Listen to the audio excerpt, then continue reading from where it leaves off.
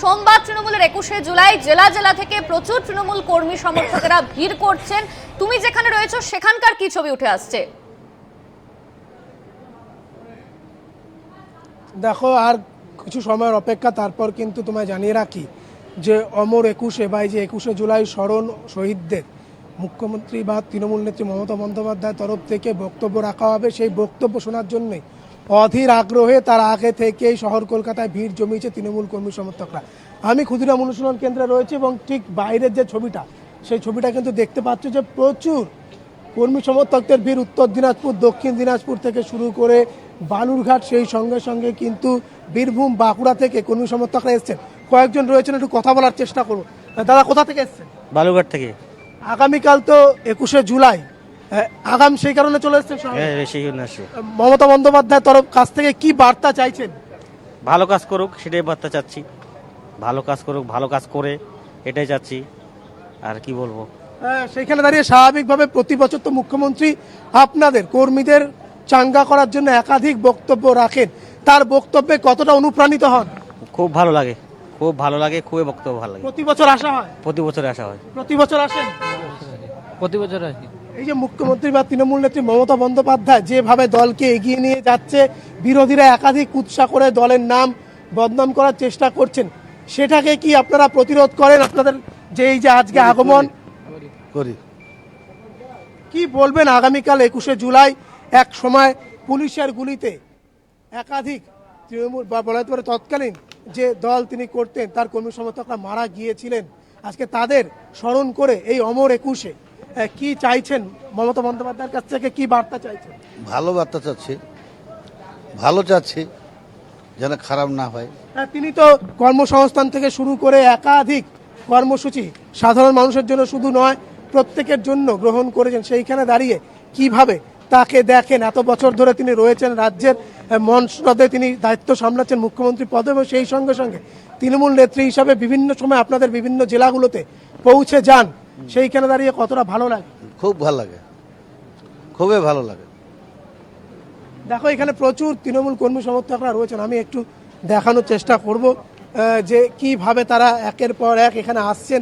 এবং এই যে ক্ষুদিরাম অনুশীলন কেন্দ্র, সেই ক্ষুদিরাম অনুশীলন কেন্দ্রের ভেতরে এই বছর যাওয়াটা কিন্তু কিছুটা হলেও আটকানো হয়েছে, অর্থাৎ আটকানো মানে মিডিয়ার কিন্তু সেভাবে ভেতরে প্রবেশ অধিকার নেই। এবছর ভেতরে প্রায় 5000-এরও বেশি তৃণমূল কর্মী সমর্থক তারা রয়েছেন, এবং ভেতরে দাঁড়িয়ে তারা স্বাভাবিকভাবেই কিন্তু এর আগে থেকেই তারা এখানে চলে এসছেন। এবং যেহেতু 21শে জুলাই দূর দূরান্ত থেকে কর্মী সমর্থকরা তারা আসেন, এখানে ভিড় জমান, সেই কারণে স্বাভাবিকভাবেই কিন্তু যাতে দিনের দিন তাদের কোনো সমস্যা হয় না পড়তে হয়, সেই দিকে তাকিয়ে তাদের এইভাবে এখানে আগমন। এবং তোমাকে আমি আর একটা জিনিস দেখাবো, এবছর কিন্তু স্বাস্থ্য শিবির যেটি, সেই স্বাস্থ্য শিবিরকেও আমরা দেখতে পাচ্ছি আগের থেকে অনেক বড় করে সাজানো হয়েছে।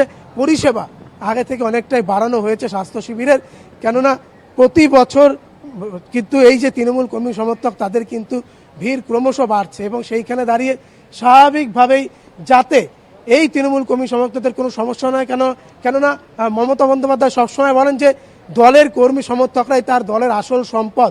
হয়তো সেইখানে দাঁড়িয়ে তাদের জন্য যাতে কোনো সমস্যা না হয় শারীরিকভাবে, তাই আগাম তাদেরকে কিন্তু ওষুধপত্র দিয়ে যারা যারা কিছুটা অসুস্থতা বোধ করছেন তাদেরকে ওষুধপত্র দেওয়া হচ্ছে এখান থেকে। এবং স্বাভাবিকভাবেই আমরা দেখতে পাচ্ছি একজন এখান থেকে ওষুধ নিচ্ছে। একটু কথা বলার চেষ্টা করব। শরীরে কি সমস্যা হচ্ছে? আমার ব্যথা আছে ঠ্যাঙে। আচ্ছা, এখান থেকে ওষুধ পেলেন? পরিষেবা পেয়ে কেমন লাগছে? ভালো, ভালো লাগছে। স্বাভাবিকভাবে শুনতে পেলে যে পরিষেবা পেয়ে ভালো লাগছে। ডাক্তাররা এখানে রয়েছেন, আমরা একটু কথা বলার চেষ্টা করব। এখানে একের পর এক আসছেন যারা, তারা কিন্তু নিজেদেরকে এই যে স্বাস্থ্য শিবির, সেই স্বাস্থ্য শিবিরের নাম লেখাচ্ছেন। এখানে এই মুহূর্তে প্রেসক্রিপশন লেখা চলছে, আমরা দেখতে পাচ্ছি একজনের প্রেসক্রিপশন লেখা চলছে। ডাক্তারবাবু নিজে রয়েছেন, সেই প্রেসক্রিপশন লিখছেন। ডাক্তারবাবু, যারা আসছেন কর্মী সমর্থকরা, কিভাবে তাদেরকে পরিষেবা দেওয়া হচ্ছে একটু জানতে চাই। পেশেন্ট যারা আসছেন তাদের যা যা সমস্যা সেই বেসিসে আমরা ওষুধপত্র দিচ্ছি। আমাদের কাছে মোটামুটি সব রকম ওষুধের সাপ্লাই রয়েছে, তো যেগুলো দরকার আর কি সেগুলো আমরা দিচ্ছি, তো এখানে সাপ্লাই দেওয়া হচ্ছে। আচ্ছা, এটা কি একেবারে 24 ঘন্টা খোলা থাকছে পরিষেবা পুরো? হ্যাঁ, 24 ঘন্টা খোলা থাকছে, 24 ঘন্টা খোলা থাকছে, অবশ্যই খোলা থাকছে। সেইখানে দাঁড়িয়ে স্বাভাবিকভাবেই এই যে এত কর্মী সমর্থক আসছে তাদেরকে সামলানো, এখানে দাঁড়িয়ে স্বাভাবিকভাবে আপনাদের আমরা দেখতে পাচ্ছি যে সংখ্যায় প্রচুর ডাক্তার এখানে রয়েছেন। এই যে পরিষেবা, এই পরিষেবা কতটা দরকারি, এবং এবছর দেখতে পাচ্ছি যে স্বাস্থ্য শিবিরকে অনেকটা বড় করা হয়েছে, পরিষেবাও কি বাড়ানো হয়েছে? হ্যাঁ, অবশ্যই পরিষেবা বাড়ানো হয়েছে। প্রচুর ডাক্তার আমাদের তরফ থেকে এখানে এসে বসছেন, পেশেন্ট দেখছেন। কারণ আর স্বাস্থ্য পরিষেবা বর্তমানে যা অবস্থা মানুষজনের শারীরিক সমস্যা দিক থেকে দেখতে গেলে স্বাস্থ্য পরিষেবা অত্যন্ত প্রয়োজন খুব এখনকার সমাজের জন্য। তো মানুষের যে শারীরিক সমস্যা এই বিশেষে আমরা ওষুধপত্র দেখছি এবং মানুষজনও খুশি হচ্ছে আশা করি আমাদের কাছ থেকে ওষুধপত্র পেয়ে। একেবারে একজনকে দেখতে পাচ্ছি পায়ে ব্যথা। পায়ে ব্যথা, হ্যাঁ, ওষুধ নিয়ে আছি ডাক্তার আছে না। ডাক্তার দেখিয়েছেন? হ্যাঁ আচ্ছা ঠিক, ডাক্তার দেখিয়েছেন, পরিষেবা পেয়ে খুশি?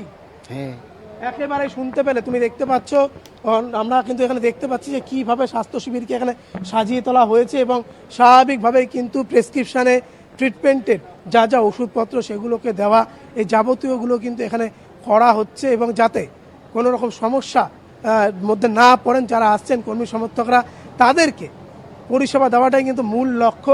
সেই লক্ষ্যের দিকে তাকিয়েই কিন্তু এই যাবতীয় বন্দোবস্ত করা হচ্ছে।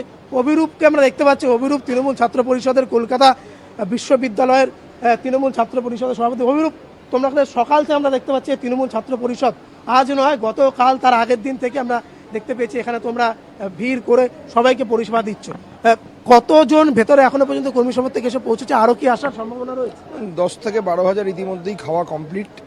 তারা খাওয়া দাওয়া করতে কিছুজন গেছেন, কিছুজন খেয়ে অলরেডি চলে এসছেন, কিছুজন খেয়ে বাইরে আছেন। টোটাল এখানে সমস্ত কিছুর ব্যবস্থা রয়েছে। মূলত আমরা এবারে মেন নজর দিয়েছি স্বাস্থ্য শিবিরের ওপর।